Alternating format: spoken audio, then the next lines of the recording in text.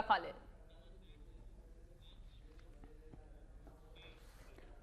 खबरों का सिलसिला आगे बढ़ाएंगे। एक बार फिर से भारतीय हट धर्मी की बात करेंगे। भारत की हट धर्मी के बायस पाकिस्तान में होने वाली सार्क सरबराह कॉन्फ्रेंस मुलतवी कर दी गई है। भारत ने न सिर्फ खुद शिरकत से इनकार किया है बल्कि अफगानिस्तान, बांग्लादेश और भूटान पर भी शिरकत न करने का दबाव डाला गया है। रुकन ममालिक का कोरम पूरा न होने पर कॉन्फ्रेंस को मुलतवी कर दिया गया है।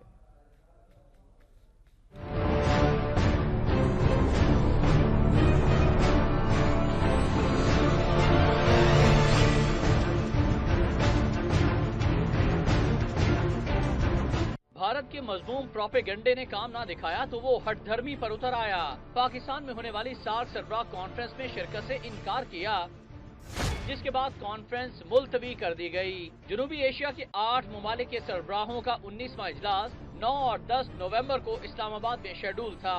भारत ने न सिर्फ खुद कॉन्फ्रेंस में शिरकत से इनकार किया बल्कि खित्ते के दीगर ममालिक पर भी अदम शिरकत का दबाव डाला।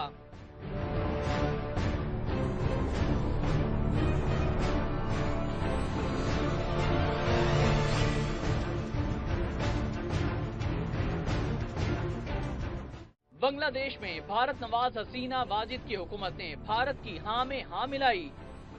अफगानिस्तान भी चमचागिरी में पेश रहा, जबकि भूटान जैसा छोटा मुल्क भारत का दबाव बर्दाश्त न कर सका।